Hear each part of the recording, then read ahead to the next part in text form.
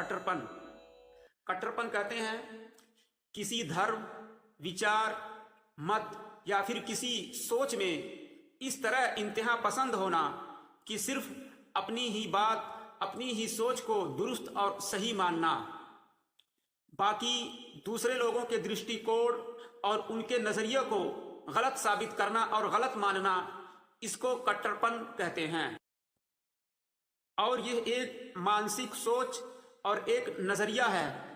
ये कट्टरपंथी किसी खास ग्रुप या किसी धर्म में नहीं पाया जाता, बल्कि ये सिर्फ और सिर्फ एक जहनी सोच और एक दृष्टिकोण है।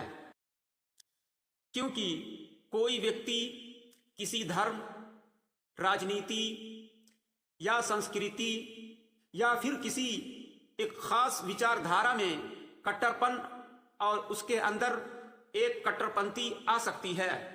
ये किसी ग्रुप या किसी समाज से ताल्लुक नहीं रखता है।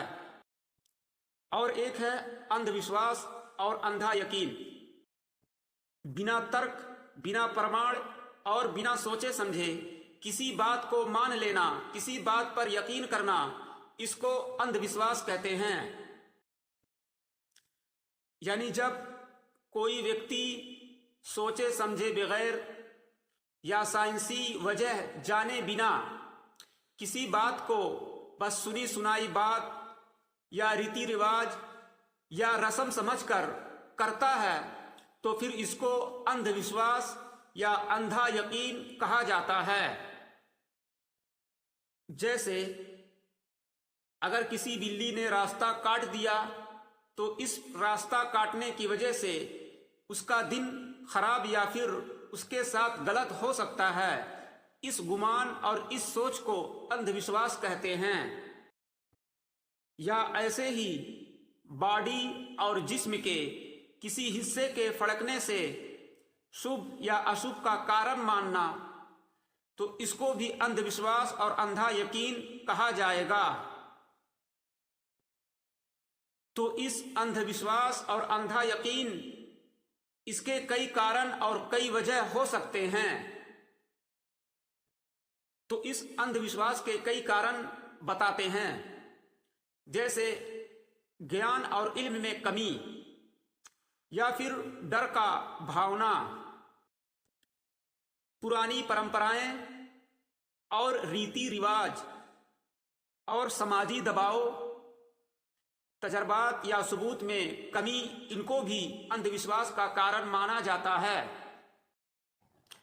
आस्था कहते हैं किसी चीज या किसी शक्ति में विश्वास रखना, मगर सोच और समझकर संतुलन के साथ, तो इसको आस्था और ईमान बोलेंगे। यानी जब हम किसी चीज को माने तो साथ में ये भी स्वीकार करें कि अगर किसी प्रमाण, ज्ञान या किसी और मत और दलील से इसके अलावा कुछ और साबित हुआ तो मैं इसको भी स्वीकार और इसको भी मानूंगा, तो इसको आस्था कहते हैं। जैसे कोई व्यक्ति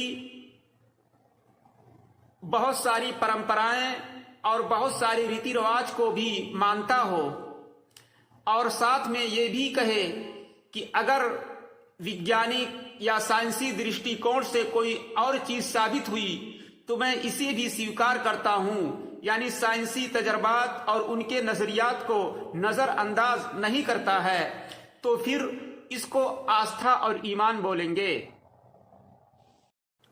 जैसे कोई व्यक्ति परंपराएं भी निभाता है और अगर इसे कोई वैज्ञानिक कारण या साइंसी तजर्बा से कुछ और बताए तो इन तजर्बात और वैज्ञानिक कारण को भी नजरअंदाज नहीं करता है, तो फिर अब इसको आस्था बोलेंगे।